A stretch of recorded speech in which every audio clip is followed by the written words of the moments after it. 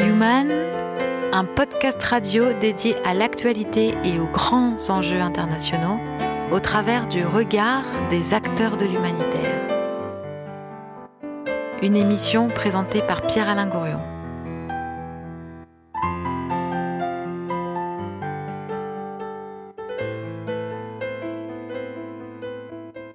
Mais oui, c'est Human, c'est toi l'homme, que fais-tu de ta planète? C'est notre émission régulière en podcast autour des acteurs de l'humanitaire, avec aujourd'hui deux invités. J'ai nommé Evezi Otorimo. Bonjour Evezi. Bonjour. Voilà, merci d'être avec nous Evezi. Tu arrives d'où? Du 8e aujourd'hui. De 8e, de Lyon 8e? Oui. Et encore un peu avant? Je suis nigériane. Voilà. Donc j'étais au Nigeria. Voilà. À Abuja? Abuja, oui, j'habite là-bas. La capitale. La capitale. C'est un grand pays, non, le Nigeria? Oui, c'est un grand pays. Combien d'habitants? Presque 170 millions. 170 millions d'habitants, le pays le plus peuplé de la planète Afrique, si j'ose dire. Oui, oui. Du continent africain? Oui. Et l'un des plus riches, non? Oui, aussi. Bon. Tu nous en parleras après, hein, D'accord. de ce pays, de ton pays. Voilà, et puis on est aussi avec Yao Ebi. Bonjour. Bonjour Yao. Voilà, merci d'être avec nous aussi dans ce Human, quelque part consacré aux ONG Sud-Sud, d'une certaine manière, mais on va voir que c'est plus compliqué que ça. La réalité, Yao Ebi, est toujours plus compliquée qu'on ne l'imagine. Alors, toi Yao Ebi, tu es à la fois, si mes souvenirs sont bons, professeur de danse africaine. Tout à fait. Et professeur de gestion financière. Eh oui, comme quoi, voilà, c'est comme ça, on peut faire des études et aimer l'art aussi. Mais c'est la première fois de ma vie que je rencontre un spécialiste de la gestion financière qui danse comme on danse en Afrique. Ben, c'était le deal avec mes parents, si tu veux danser, étudie. Et voilà où j'en suis. Comme quoi les conseils des parents sont pas toujours mauvais. Alors écoutez, on va démarrer en musique avant de vous présenter plus avant. On va s'écouter quelques notes préparées par notre musicalisateur en chef. J'ai nommé le technicien son qui nous accompagne aujourd'hui, Dimitri Dufour. Voilà Evezi, alors tu es Evezi Otorimo, donc du Nigeria, et Oui. tu es surtout une étudiante brillante de Lyon 2, et tu es en Master 2, Gestion des territoires et du développement rural. Oui. J'ai pas fait de bêtises. Non. Bon. Qu'est-ce que c'est comme étude, ça? Qu'est-ce qu'on étudie quand on fait ce type d'études, pour qu'on comprenne ton parcours intellectuel, ton parcours universitaire? D'accord. Mais bon, on est beaucoup plus sur l'agriculture Oui. et aussi l'aménagement de territoire. Et pour moi, c'était important de faire ça parce que ça m'aide aussi à comprendre un peu comment les communes sont faites, les villages, si on peut faire un projet de développement dans un village, s'ils ont besoin d'une, je sais pas, une école, ou le mettre, ou le placer. Et aussi, ça ouvre un peu la porte à l'international pour moi parce que je veux travailler dans une ONG internationale, dans les projets de développement dans des pays du Sud. Et oui, donc c'est un peu ça. Voilà, et alors tu as commencé ces études au Nigeria ou bien en France? Voilà, j'ai commencé mes études en relations internationales au Nigeria. Oui. C'était ma licence. Et après, je suis venue en France pour mon master. Et j'avais fait une M1 en relations internationales, sécurité et défense. Et après, je fais un M2 en éthique, écologie et développement durable. Et maintenant, je suis en développement rural. Est-ce que c'est facile pour une jeune Nigériane? Tu avais quel âge? Tu avais 22 ou 23 ans à l'époque? Oui. Ouais. Hein, tu en as 26 aujourd'hui, je crois. Oui. Est-ce que c'est facile pour une jeune Nigériane comme toi, à 22, 23 ans, de débarquer en Europe, de débarquer en France? Comment ça se passe? Bah, c'était facile pour moi parce que après ma licence, j'ai essayé de trouver un boulot au Nigeria et c'était pas si évident. Donc je me suis dit, il faut peut-être apprendre une autre langue. Donc, je suis allée à l'Institut français à Abuja. Et c'était là-bas que j'ai rencontré quelqu'un, Campus France, qui m'a conseillé de postuler pour faire un master en France. Et donc, pour faire ça, j'ai pris des cours intensifs de la langue française. Bravo d'ailleurs pour ça, hein, parce que ton français est vraiment très bon. Oui. Merci beaucoup. Et après, j'ai écrit le B2 DELF. Le B2 DELF? Oui, c'est l'examen pour la langue. En anglais? Non, c'est français. En français, d'accord. C'est oui. en français. Ok. Donc, et c'est avec ça, il faut avoir un certain niveau pour postuler ici, pour faire un master. Oui, et je donc, comprends. Après, je suis bien sûr. D'accord. Donc, c'est grâce un peu au réseau consulaire français, par l'ambassade, par le consulat, ou c'était l'Alliance française, je ne sais pas. Voilà. C'était l'Alliance française? C'était l'Alliance française. D'accord. Enfin, c'est le réseau public français qui t'a permis quelque part d'avoir, de pouvoir améliorer ton français et de pouvoir postuler et réussir à être intégré ici. Alors, tu arrives en France, comment ça se passe?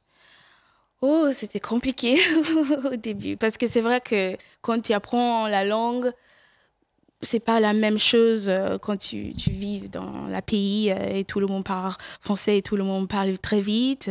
Et surtout à l'école aussi, c'était un peu difficile pour moi. Il y avait des professeurs que j'ai pas du tout compris. Et au début, tu comprenais combien de pourcents? J'avais dit peut-être 30% de tout le cours. Donc, c'était vraiment avec mes collègues qui donnent les notes et qui m'aident un peu. Mais bon. Et maintenant, ça va beaucoup plus mieux. Je comprends mieux. Et parfois, il y a des accents ou les gens qui parlent un peu comme ça que je ne peux pas apprendre. Et oui, parce que tu n'entends pas suffisamment bien ce qui est prononcé, ce qui est exprimé. Il faut bien prononcer, sinon ça passe et je ne comprends pas. Voilà. J'imagine, Yao Ebi, toi qui es professeur de danse et patron d'une ONG, on va en parler après, mais aussi professeur de gestion financière, que quand on touche, si j'ose dire, quand on reçoit, quand on a des étudiants ou des étudiantes qui arrivent de loin et qui n'ont pas une capacité forcément top dans le langage de l'enseignement, ici en français, que ça doit être difficile. Vous en tenez compte, monsieur le professeur, de ça dans votre enseignement? Oui, bien sûr, on en tient compte et puis on essaye d'articuler le plus possible. Et ce qui est facile en gestion financière, c'est qu'il y a beaucoup de chiffres, donc on parle très peu et il y a beaucoup de chiffres. Donc il y a cette logique comptable, cette logique qui permet d'être un peu international. En fait, le but de votre vie, si j'ai bien compris, si je résume, Yao Ebi, c'est de parler le moins possible, bien que vous parliez fort bien, c'est de danser et c'est de faire danser des chiffres en quelque sorte. Oui, en quelque sorte. Des hommes et des chiffres. Voilà, tout faire à fait. danser des hommes et des chiffres. Tout à fait. Puis je pense aussi c'est dans la transmission. Oui. J'ai fait un bilan, entre guillemets, de ma vie et je me suis rendu compte que toute ma vie, j'ai passé une grande partie de ma vie à transmettre, aussi bien dans l'enseignement de la danse que l'enseignement de la gestion. Voilà. Et alors dans la danse, je ne sais pas comment on peut parler de la danse. Pardon de vous demander de faire cet exploit, de réaliser cet exploit, mais dites-nous quelques mots. Vous dansez quoi, comment? Parlez-nous de ça. Donc je suis originaire de Côte d'Ivoire, donc j'ai commencé par les danses traditionnelles de mon village.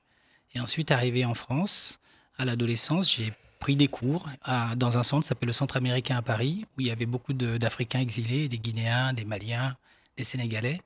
Et ça m'a permis de découvrir toutes les autres danses traditionnelles africaines, du moins une partie, puisque l'Afrique, c'est un très grand continent, donc une partie.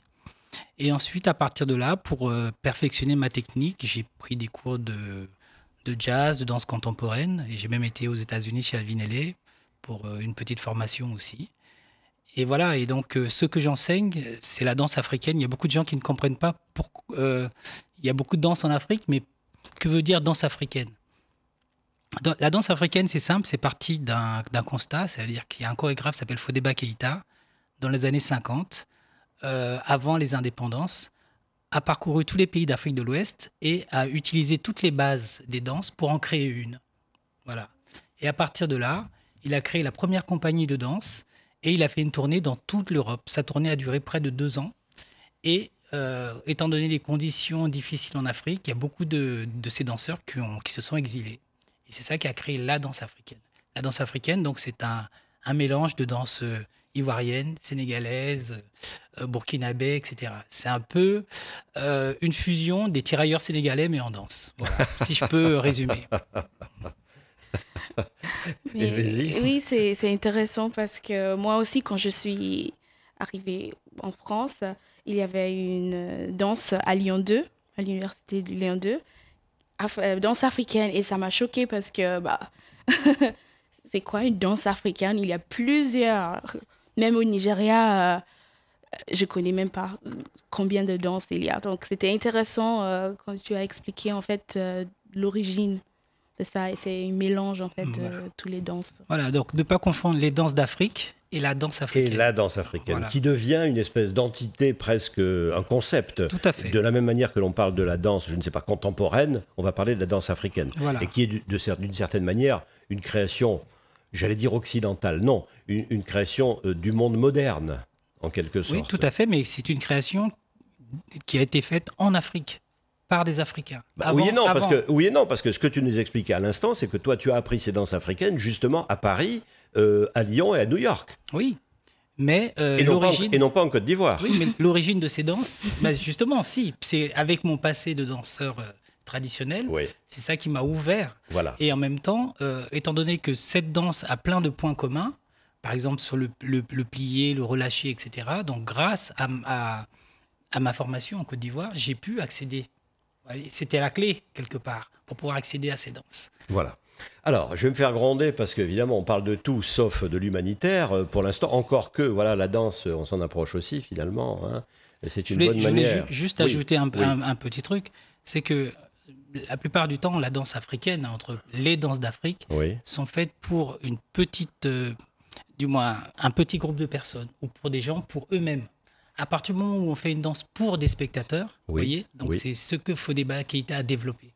C'est pour ça. Oui. Donc il y a des gens qui disent oui, mais bon, danse d'Afrique. Oui, tu peux faire la danse dans ton village pour toi, tu peux danser pour toi. Oui. On peut se réunir au clair de lune pour nous. Pour toi et ta communauté. Voilà, ta communauté. Tout à fait. Parce que tu danses pas tout seul. Lorsqu'il y a des mariages, etc., tous les événements. Mais par contre, si tu veux montrer ça avec une mise en scène, avec devant un public. Là, c'est ce que Fodeba Keïta a développé, c'est ça la danse africaine. C'est-à-dire qu'on est dans un spectacle. Tout à fait. Et on sait qu'on est regardé, pas seulement par son village, pas seulement par son entité locale, mais potentiellement par tous. Voilà, par tous. Et cette idée-là, à partir du moins dans les années 60, quand les pays africains ont eu leur indépendance, tous les pays africains ont créé leur ballet sur la copie de Fodeba Keïta. Jusqu'à maintenant. Ouais, alors on va tenter une transition périlleuse. Yaoebi et Evezi Otorimo, on va essayer de passer de la danse à l'humanitaire. Et on va faire comment? Par quel bout on va prendre le problème? Moi, c'est simple. Mon projet, il est parti de la danse. Alors, aussi simple. Ça veut dire que mon objectif, le projet de ma vie, c'était de pouvoir recenser toutes les danses traditionnelles ivoiriennes dans une grande base de données. À partir de cette base de données, créer un centre chorégraphique qui permette de créer des mouvements à partir de cette base. Et donc, j'ai rédigé ça, j'ai pris rendez-vous, j'ai pu rencontrer le ministre de la Culture ivoirienne en Côte d'Ivoire pour lui exposer mon projet. Il avait l'air intéressé, il m'a demandé de le budgétiser, je l'ai fait.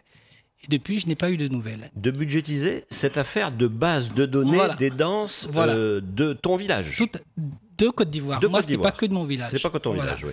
Et donc, étant donné qu'il n'avait pas donné suite, au retour donc, en vacances dans mon village, j'ai réalisé que le village était en train de se moderniser. Donc, ils ont construit une nouvelle école un peu plus loin, à 500 mètres du village, parce que l'objectif, c'était de bouger le village pour l'électrifier, donc le viabiliser quelque part. Et l'ancienne école dans laquelle j'ai fait mes études était laissée à l'abandon. Voyez ? Et donc, en discutant avec les villageois, on s'est rendu compte que dans les environs, il n'y avait pas de bibliothèque, il n'y avait pas de centre culturel, il n'y avait rien. Et je regardais aussi le village, la nuit, il ne se passait rien. Il n'y avait pas d'animation, alors que ce village était réputé pour sa culture, pour sa danse. Et quelque part, j'ai dit, là, il y a quelque chose à faire sur le plan culturel. Donc, en discussion avec les villageois, en sachant aussi que le chef du village, c'était l'un des plus grands artistes de la région. Voilà, donc de la danse, on peut aussi arriver à ce projet-là. Et c'est par la danse que vous en êtes arrivé au projet dont on va parler de manière plus développée, bien sûr, dans le cours de notre émission, qui est la création d'un espace artistique et culturel et de sa ferme pédagogique dans un village de Côte d'Ivoire, qui est le village de Aouniassou. Tout à fait. Aouniassou. Voilà, Aouniassou. Je prononce bien? Oui, très bien. Ça va, Côte d'Ivoire. Voilà, donc ça c'est pour le projet de Yao. Et alors le projet d'Evezi, ce dans quoi elle est impliquée professionnellement aujourd'hui, c'est dans le cadre de tes études, dans le cadre de ce que l'on vient de dire sur ton Master 2 en gestion de territoire et de développement rural. Tu effectues un travail, un stage au sein d'un cabinet institution et stratégie, Oui. Qui est un cabinet qui fait quoi? Ils accompagnent des projets, des collectivités, des mairies, des associations, des ONG Voilà, pour la recherche de fonds. d'accord. Et là, donc, tu travailles sur la recherche de fonds Oui. pour différentes ONG, et en particulier des ONG Sud-Sud, mais on va en parler dans un instant, après notre pause musicale. Nous voilà revenus avec vous. Merci de nous être fidèles. Nous voilà revenus dans Human, ce podcast autour de l'humanitaire international. Avec nos invités d'aujourd'hui, j'ai nommé Yao Ebi et Evezi Otorimo. Evezi, donc, ton insertion dans le contexte de l'écologie, dans le contexte de l'humanitaire, dans le contexte des organisations non gouvernementales, transite par tes études, transite peut-être par un désir, le désir de la jeune fille de faire quoi?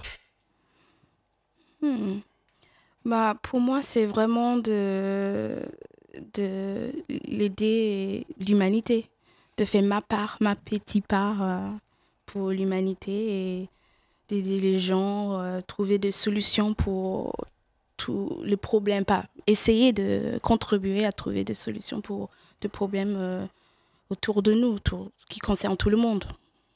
Et donc, tu pars bien sûr de ta réalité sociale, Oui. de la réalité sociale du Nigeria. Tu peux nous en dire un mot? Comment ça se passe? C'est riche, c'est pauvre? Tu es né dans la grande ville Abuja ou dans un petit village? C'est un peu intéressant, mais je suis née à Dakar, Oui. au Sénégal, Bon. mais je ne suis pas sénégalaise. Oui. Je suis nigériane et mes parents, ça va. La vie au Nigeria, c'est un peu compliqué avant, surtout à cause de Boko Haram. Donc tu es né à, pardon, te couper, tu es Oui. né au Sénégal à Dakar, Oui, mais tu es reparti, si j'ose dire, à Abuja, Oui. ou en tous les cas au Nigeria, à quel âge? même peut-être à 2 ans, Allez. je ne sais pas. Ok, donc 2 ans. tu es éduqué là-bas, plutôt au Nigeria. Au Sénégal? Non. Non, plutôt au Nigeria, Oui, on va dire ça. on va dire comme ça. Oui. Parce que j'avais fait ma école primaire à Varsovie. À Varsovie. Oui, Mais parce que tes parents, ils font quoi? Ils voyagent tout le temps. non, mon père, il était diplomate. Bon, ben voilà. Donc, on Donc, il était avait- à Pologne pour 4 ans. Il était un diplomate nigérian, Nigériane. qui était en poste, Nigérian, oui. nigérian, qui était en poste à Dakar d'abord, ensuite à Varsovie. Voilà. Et vous avez fait beaucoup de pays comme ça? Oui, on a bougé un peu. Et comme tous les fonctionnaires internationaux, enfin là c'est un fonctionnaire d'État, Oui. donc vous avez beaucoup bougé. Alors vous avez fait quoi? Varsovie, quoi d'autre? Mon père, Oui. en Afrique, on a fait Guinée-Bissau. Oui, On a fait Sénégal, bien sûr, Gambia. Gambie, Il était à Kigali, Rwanda. Rwanda. Et oui. Et on était allé avec lui à Pologne après. Et Voilà. après, il a fait des autres voyages, mais nous, on est rentrés après 4 ans. Parce qu'avec l'école et tout, c'est un peu Eh difficile ben, de... ça, c'est le problème de tous les fonctionnaires nationaux, ou en tous les Ouais. cas les gens qui bougent beaucoup, parce que où est-ce qu'ils scolarisent leurs enfants, etc. C'est un problème constant. Ouais. On reste dans un pays 1 an, 2 ans, 3 ans, et puis il faut bouger, on change d'amis, on change d'école, on change de langue, on change de tout. Mais ça donne aussi des individus qui sont, comme toi, Oui. alertes, qui parlent plusieurs langues, et qui sont capables de s'intéresser à des choses très, très différentes. Alors, on revient donc à notre propos initial, mais c'est important de savoir d'où les gens viennent et comment ils ont voyagé. Donc ici, cabinet, institutions et stratégie et recherche de financement pour des ONG sud-sud qui sont en relation avec Dialogue en Humanité. Oui. C'est bien ça? Oui, c'est bien ça. Quelles sont ces ONG sud-sud? Et qu'est-ce qu'une ONG sud-sud d'ailleurs? Ah bah oui, qu'est-ce qu'une ONG sud-sud? Une ONG sud-sud, vous êtes les ONG basées là-bas, dans les pays du Sud. Eh ben oui. Monsieur le professeur, on est d'accord? Oui, je suis d'accord, mais bon, ce n'est pas ma spécialité, donc je lui fais confiance, allez-y. Non, mais on va dire qu'il y a des ONG qui sont issues, on va dire au départ, plutôt de l'Occident, et soit des États-Unis et de l'Angleterre pour les ONG anglophones, soit de France, les French Doctors, etc., dans les années 70, ou de Suisse comme la Croix-Rouge internationale, etc. Et puis il y a des ONG qui ont poussé, non plus en Occident, pour aller apporter la bonne parole, en Afrique, en Asie et ailleurs, mais dans le tiers-monde lui-même, et qui fonctionne tiers-monde. Et donc les 3 ONG avec lesquelles tu travailles s'appellent comment? Il y a Endagraph Sahel au Sénégal, il y a Cafolis en Équateur et People Tree en Inde. Voilà. Donc 3 ONG, l'une qui fait partie du groupe ENDA international, donc qui est beaucoup centrée sur l'agriculture. Oui. Et là, c'est Endagraph Sahel qui concerne évidemment cette partie de l'Afrique dont vous êtes issus tous les deux. Et puis Cafolis, c'est une ONG, elle, qui est basée en Équateur, qui est d'origine équatorienne. Oui. D'accord. C'est à Quito. Oui, petite, grande, comme ONG. Moyenne. Oui. D'accord. Et elle est aussi centrée sur l'agriculture. Sur l'agriculture, les 3 ONG. Les 3. Et donc la 3e, c'est People Tree. Oui. Et donc elle est originaire d'Inde. Oui, à Bangalore. Bangalore. Oui. Et alors, qu'est-ce qu'elle fait, celle-là? Oui, ils travaillent tous sur l'agriculture. Oui. Ils travaillent avec des fermiers locaux, les cultivateurs et tout. Et alors, qu'est-ce qu'on fait quand on est une ONG spécialisée en matière d'agriculture? Quel est le travail de cette ONG? Quelle est sa mission? Normalement, ils font des ateliers, des formations pour les agriculteurs, pour les jeunes aussi, les femmes, parce que dans plusieurs pays au sud, c'est vraiment les femmes aussi qui s'occupent de la potager et l'agriculture. Donc oui, c'est un peu ça. Et ils les aident aussi avec les plaidoyers pour avoir des primes de l'État, pour aider aussi les agriculteurs qui sont peut-être pas beaucoup de l'argent, ils n'ont pas accès à des semences ou accès à des différentes nourritures et choses comme ça. Un exemple concret, si ça te vient à l'esprit. Par exemple, en People Tree, ils travaillent avec des femmes. Ils ont même fait un atelier il y a quelques semaines avec les femmes agriculteurs et ils ont donné en fait des utiles et des moyens en fait, de faire leur propre potager, mais avec des savoir-faire anciens qui sont en train de le perdre avec toutes les agricultures intensives. Donc, oui. Donc on cherche à retrouver des savoir-faire traditionnels qui paraissent adaptés et qui permettent peut-être de sortir aussi, de l'agriculture industrielle, gérée évidemment par des multinationales d'origine occidentale, disons les choses. Ouais. Parce que le grand problème, ce n'est pas une spécialiste de l'agriculture qui va me contredire, j'imagine. Le grand problème, c'est évidemment la spécialisation, l'hyperspécialisation liée directement à la colonisation. Voilà. Quelques mots là-dessus. C'est vrai que c'est une longue histoire. On peut parler de ça pour des heures, des mois et tout. Ok, parlons-en pendant 1 minute. Oui. Mais oui, je suis d'accord parce que dans beaucoup de pays, tout le monde, au Nigeria par exemple, il y a beaucoup qui pensent que c'est meilleur de faire comme les Occidentaux. Et on oublie parfois notre propre tradition, notre propre culture parce qu'on veut être comme les gens des occidentaux. Donc, je suis tout à fait d'accord que on voit maintenant, surtout avec le changement climatique, avec l'agriculture, l'alimentation, que peut-être notre moyen de faire à l'époque, c'est mieux que maintenant. Ouais. Est-ce que le Nigeria nourrit sa population? Bah, c'est un grand pays, on est très peuplé et on a un grand trade network. Mhm. Et Un réseau réseau commercial? Voilà. Uh-huh. Donc, on a beaucoup d'importation. Beaucoup d'importations? Ouais, surtout du riz.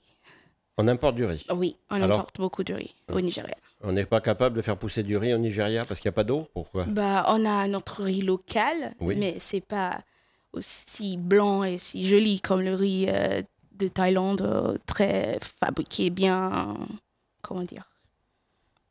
Je sais pas le mot, mais très, très industriel, tu vois. Ah oui. Le riz local, c'est plus gros, c'est plus... ça sent pas bien. Donc, ouais. Le riz thaïlandais est meilleur que le riz nigérian. Yao Ebi, tu t'y connais là-dedans? Non, bah je sais que le riz nigérian est meilleur, mais le problème c'est que voilà, c'est la mondialisation, donc Voilà. On n'a pas le choix.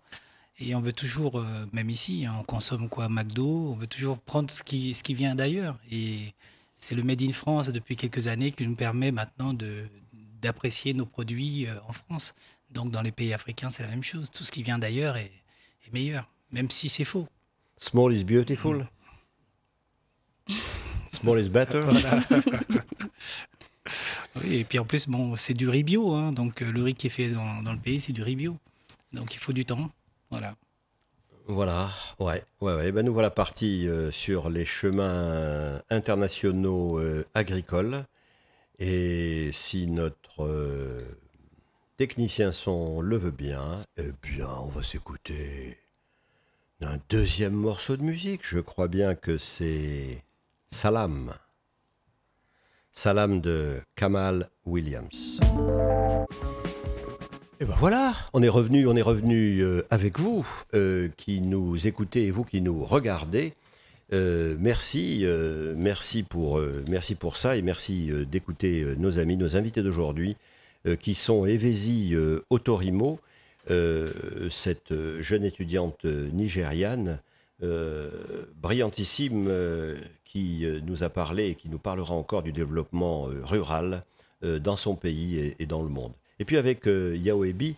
Alors Yao Ebi, on l'a vu, tu es professeur de danse, tu es professeur de gestion financière, mais tu es surtout, et aussi, et c'est pour ça que tu es là aujourd'hui, le créateur d'une association, d'une ONG, qui est faite pour développer un espace artistique et culturel et une ferme pédagogique dans ton village de naissance. Voilà, donc je suis d'Aouniansou. Aouniansou, c'est une des 73 localités que compose la ville de Dimbokro, qui est au centre de la Côte d'Ivoire. On est à peu près à 80 km de Yamoussoukro, la capitale administrative, et 240 km d'Abidjan, capitale économique. Oui. Voilà, et donc l'objectif, c'est de mettre à disposition des villageois un espace qui leur permette déjà du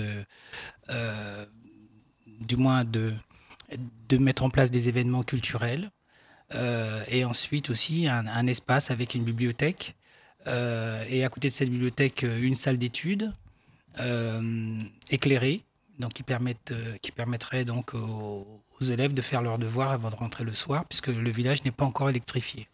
Voilà, ça c'est le premier objectif.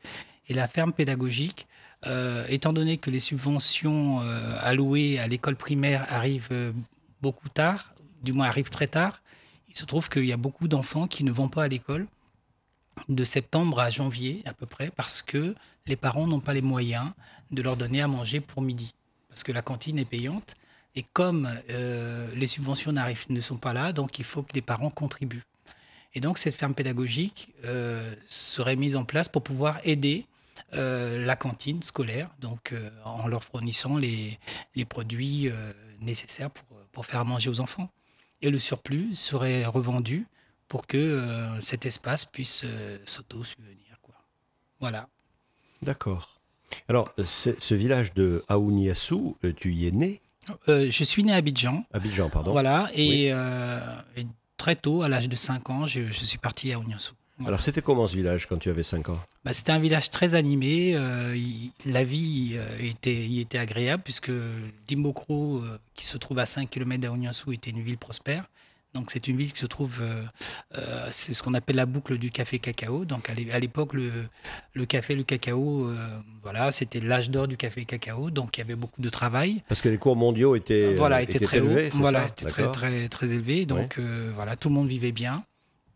Et donc, c'était une ville prospère. Et donc, à Ouniassou, il y avait beaucoup de jeunes qui étaient là, il y avait beaucoup d'animations. Là, on était en quelle année? Pardon, ça va donner ton âge. Oula, c'était dans les années 60-70 à peu près. Voilà, 60-70, t'as 5 ans, Voilà. t'es dans ce village. Voilà, je suis dans... Et ça se passe bien, il y a de l'argent parce que, bon, c'est peut-être pas la richesse, mais enfin, le café et le cacao pousse bien, donc, pousse bien. Et ensuite après... Et se vendent bien surtout. Se vend bien, Oui. et les cultures locales, à l'époque, sont prospères, il pleut, il y a beaucoup de... Voilà, il y a pas de... J'ai pas connu de période de famine à cette époque-là. D'accord. Voilà, donc j'ai fait voilà, mes études primaires là, et puis voilà, donc... Le voilà. papa, il fait quoi là? Mon papa, Oui. donc quand j'avais 5 ans, mon papa, lui, était en France. Ah oui. Voilà, et donc j'ai été élevé par mes grands-parents, puisque mon père est venu en France parce qu'il travaillait dans une grosse société. Il était employé, hein, il était pas. Voilà, donc c'était l'époque où on installait les barrages électriques en Côte d'Ivoire. Et donc il était jeune, il avait une vingtaine d'années. Et donc il a travaillé donc, dans ces barrages électriques avec une grosse société. Et à l'époque, il n'y avait pas de problème de papier, parce qu'il y avait des problèmes de main-d'œuvre en France. Et donc, quand les installations ont été terminées, son employeur lui a dit bah, écoute, moi, je rentre en France. Il y a du boulot pour toi. Si tu veux, tu viens. Et donc, mon père a suivi. Et donc, ma mère aussi a suivi. Et donc, moi, je suis resté avec ma petite sœur. Et on a été élevés par nos grands-parents. Voilà. Jusqu'à quelques années après. Donc, nous avons rejoint, voilà, quand on avait une dizaine d'années, on a rejoint donc nos parents en France. Voilà. Et donc là, tu vis dans ce village de Aouniassou Voilà. Jusqu'à quel âge? Jusqu'à 12 ans à peu près. Jusqu'à 12 ans. Voilà. Et après, tu es parti Je suis parti direct à Paris. direct à Paris. Voilà. D'accord. J'ai fait Aouniassou, Abidjan, Abidjan-Paris. Boum, d'un coup. Voilà, d'un coup. C'est comment? Tu t'en souviens? Oui, c'était le choc. C'était le choc. Vas-y. Parce que j'ai été élevé, certes, je n'étais pas avec mes parents, mais j'ai été élevé dans une totale liberté quelque part. Donc, j'avais une enfance heureuse quelque part. J'étais bien, j'avais mes amis, voilà. Et arrivé dans un appartement, je me rappelle, c'était à Clichy, dans la région parisienne, 7e étage sans ascenseur, dans une chambre de bonne. Ça a été très difficile. Le papa, la maman, voilà. la sœur et toi? Et plus, on a découvert qu'on avait 3... Il y avait donc d'autres enfants qui sont nés. Donc, j'avais 2 sœurs et un frère. Que vous connaissiez pas? Qu'on ne connaissait pas, mais on savait qu'ils étaient là, mais on ne les Oui. connaissait pas. Oui. Donc, en tant qu'aîné, il a fallu que je fasse ma place. Ah oui. Et c'est normal. Bon, Bah oui. c'était pas trop grave parce que j'étais un garçon. Donc, parce qu'après moi, il y a eu 3 filles, plus le dernier, c'était un garçon. Parce que si tu avais été une fille, ça aurait été grave. Bah, ma sœur qui venait juste après moi a eu du mal à s'adapter par rapport à ses autres sœurs. Voilà. Mais moi, je ne sais pas quoi dire sur ça. Mais bon, c'est la vie, c'est comme ça. Il dit c'est plus facile parce que j'étais un garçon. Non, non. Non, mais il n'y avait pas de concurrence au niveau droit d'aînesse quelque part. C'est ça que je voulais dire. C'est que quand moi je suis arrivé, que j'étais déjà plus âgé que les autres. Donc ça a été plus facile pour moi de m'intégrer. Alors que ma sœur qui était avec moi, elle a toujours été considérée comme la plus petite. D'accord. Et quand elle est arrivée, eh ben, elle s'est rendue compte qu'elle avait 2 sœurs plus petites qu'elle. Et donc le comportement n'a pas du tout été le même. Voilà, donc il a fallu qu'elle s'adapte. Et elle, par contre, la séparation avec la grand-mère a été beaucoup plus difficile que moi. C'est pour ça. Voilà, alors revenons au projet. Yao, voilà, créer un espace artistique et culturel et créer cette ferme pédagogique pour aider les parents, si j'ai bien compris, à être capables, compte tenu des carences de l'État ivoirien, qui est en retard dans ses paiements, ce qui est assez fréquent. Oui, ça arrive, ça arrive. Mais voilà. Les aider à payer la cantine de l'enfant pour que l'enfant puisse aller à l'école. Tout à fait.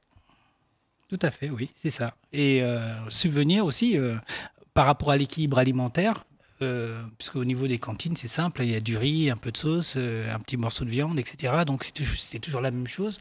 Donc, apporter d'autres produits comme, je ne sais pas, des haricots verts ou des choses comme ça pour équilibrer aussi l'alimentation aussi des enfants. Donc, c'est aussi le but. Alors, rentrons dans ce projet, y compris de manière un peu technique, parce que tu es un gestionnaire, tu es un administratif aussi, enfin en tous les cas un professeur de ces données-là. Comment tu as structuré cette association de manière à être capable de réaliser ce projet? Voilà, donc au départ, moi, ici à Lyon, on a une association qui s'appelle Ivoire, YVOIR, et donc cette association son objectif, c'était de faire la promotion de la culture sous toutes ses formes. Et quand donc j'étais au village et que j'ai vu qu'il y avait cette ancienne école qui était délaissée, et donc j'ai demandé aux villageois, mais qu'est-ce qui se passe au niveau animation, etc. Ils m'ont dit, écoutez, il n'y a pas grand-chose. Et donc, je tiens aussi à dire que moi, je dansais aussi dans le village. J'étais danseur de la compagnie du village. Donc, on tournait. J'étais quand même petit, mais j'étais un peu la mascotte de la compagnie de danse du village. Donc, j'ai des souvenirs de danseurs qui sont là. Tu étais la mascotte. Voilà, quelque part. Et tu vas le rester alors? Ah, je sais pas. Tu es en train de te faire une statue. Ils vont te faire une statue là-bas au village. Non, l'objectif, c'est au contraire, je suis un passeur, moi. Oui. Mon objectif, c'est vraiment mettre en place cet espace, redonner vie au village, une bibliothèque pour les enfants, puisque comme il n'y a pas Internet, il n'y a pas grand-chose, mais au moins une bibliothèque pour qu'ils puissent avoir accès aux livres, à la culture. Et ensuite, comment on appelle ça, redorer le blason des danses oubliées, etc. Donc, vous voyez, on retrouve un peu le projet d'origine dans ce projet.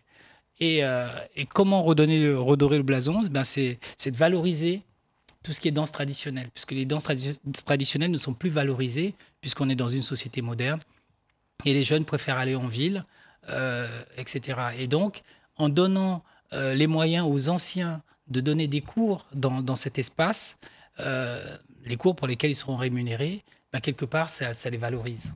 Mais alors, pourquoi est-ce que ces éléments culturels qui existaient quand tu étais enfant, là-bas, les instruments de musique, les danses, pourquoi ça a disparu? Qu'est-ce qui s'est passé dans ce village? C'est la modernisation. Ensuite, Dimokro, elle a connu la crise, puisque le café cacao ne se vendait plus. Donc, il y a beaucoup de gens qui sont partis de Dimokro. Les villageois n'arrivaient plus à subvenir aux besoins de leurs enfants, donc qui ont dû aussi partir. Et, il y a eu aussi l'alphabétisation qui s'est quand même améliorée. Donc, les gens se sont rendus compte que pour pouvoir poursuivre leurs études, puisque Dimokro, il y a le collège, le lycée, mais après, si on veut aller plus loin, poursuivre, avoir accès à tous les moyens pour pouvoir évoluer dans les études, il faut aller à Abidjan. D'accord? Et donc, il y a beaucoup de gens qui sont partis. Et donc, du coup, le village a commencé à se vider. Et ensuite, toutes les réunions qu'on faisait au clair de lune, ça nous permettait de danser, etc. Et comme les jeunes étudient, les anciens ne voulaient pas les perturber en leur demandant de faire des danses. Donc le soir, ils restaient à la maison et ils faisaient leurs devoirs, quelque part. Au lieu d'aller au clair de lune. Tout à fait. Qu'est-ce qui vaut mieux, monsieur le professeur? Aller au clair de lune ou faire ses devoirs? Les deux. On peut aller au clair de lune après avoir fait ses devoirs. Voyez. Donc après, c'est une question c'est culturel. On peut comprendre que un fils... c'est pas, j'insulte personne, hein. Moi, je vais prendre par exemple mon cas. Mon père est électricien. Mon père n'a pas, du moins de la manière dont il m'a élevé, il n'a pas voulu que je fasse le même métier que lui. Vous voyez, donc il a tout fait pour me décourager quelque part parce que son métier est très difficile et donc il a préféré que je sois soit dans les bureaux ou que je fasse autre chose. Et pour ça, c'est simple. À l'âge de 15-16 ans, je t'emmène sur les chantiers. Je te fais bosser, tu comprends que c'est dur, et là, la prochaine fois, maintenant, tu vas pouvoir faire des études. Alors que c'est un métier noble. Moi, j'aurais voulu être électricien avec le recul, puisque c'est un beau métier. J'aurais voulu faire le même métier que mon père, c'est la même chose. Les villageois, ils avaient honte, quelque part, de leur tradition, de transmettre cette culture. Donc, on parlait tout à l'heure du riz de Thaïlande qui est meilleur. Voilà, tout ce qui est à l'occidental est meilleur. Donc, il faut que les gens fassent leurs études pour pouvoir être respectés quelque part. Ouais. Et vas-y. Oui, c'est vrai que c'est un peu la même mentalité. Parce que même tous mes amis, il faut aller à l'école. Il faut aller à l'école parce que nos parents, ils pensent que pour sortir de la pauvreté, pour sortir de la douleur, il faut avoir un bon métier après. Ouais, bien sûr, bien sûr. Bien sûr, bien sûr. Voilà. Nous voilà. Et là, on voit, Oui, par exemple en France, il y a beaucoup de gens qui ont fait des super métiers comme trader, etc. Ben, ils retournent à la source. Hein.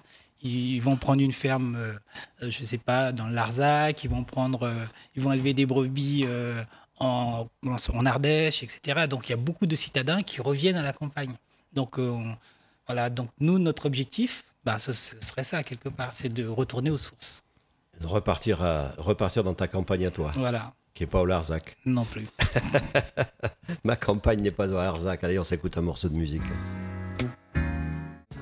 Et voilà, revenu dans Human avec ce morceau de musique afro-américaine, n'est-ce pas? On est dans le ton. C'était Roy Ayers, Everybody Loves the Sunshine, c'est sûr. Tout le monde aime que le soleil brille.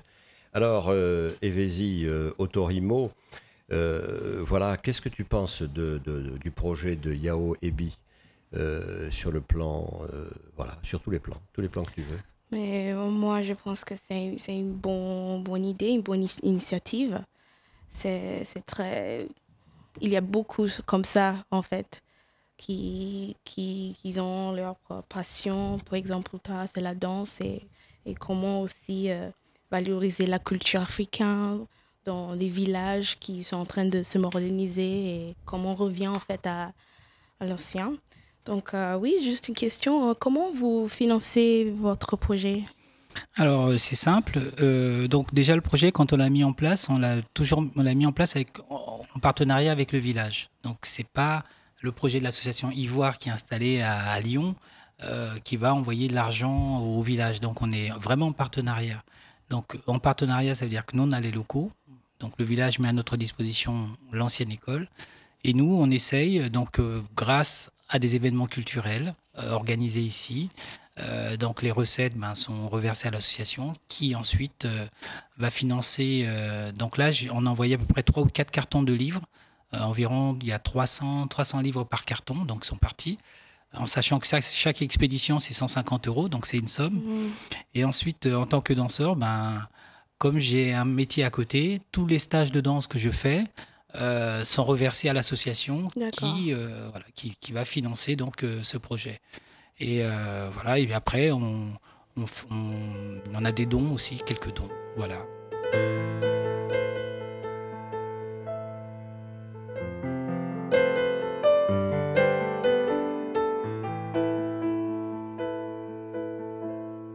Human, un podcast radio dédié à l'actualité et aux grands enjeux internationaux au travers du regard des acteurs de l'humanitaire.